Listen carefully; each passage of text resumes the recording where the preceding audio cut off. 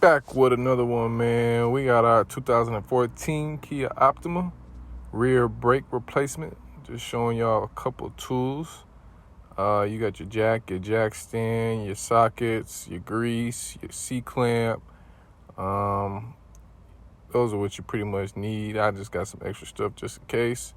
We're going to start taking off the rear wheel. I used a 21 millimeter socket.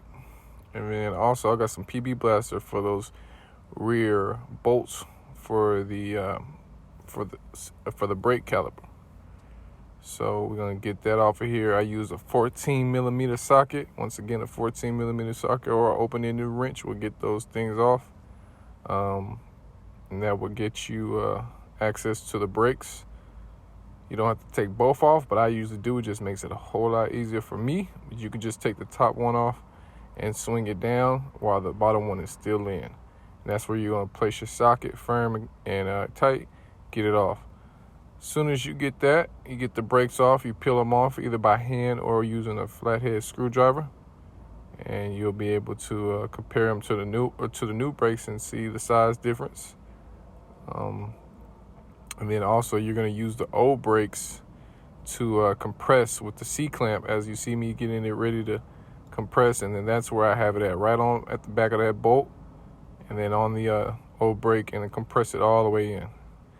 There goes some grease I have from AutoZone. I got a big old bucket of grease, so I was just gonna use that. You don't have to put that much on there, but I wanted to make sure they stay greased for a minute. These are new brakes, so I'll put that on there. That brake in the back always has that brake wear sensor sticking out. It's always gonna go on the back side, so make sure you remember that.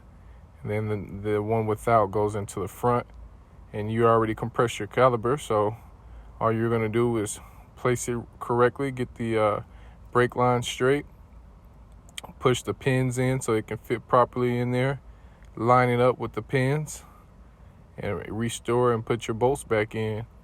This was a very simple and easy job. Just got to have a few tools.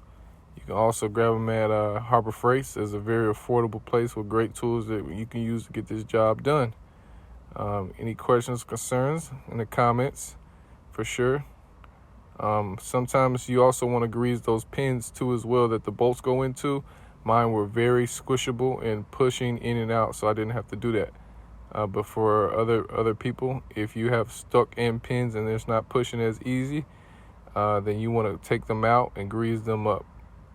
But other than that, after you get it hand tightened, you want to take your socket and tighten it as hard as you can. And after that job is done. Throw the tire back on, use your 21 millimeter socket or also the 4-way, and put the tire back on, and you are good to go. Easy brake job. Thanks for watching.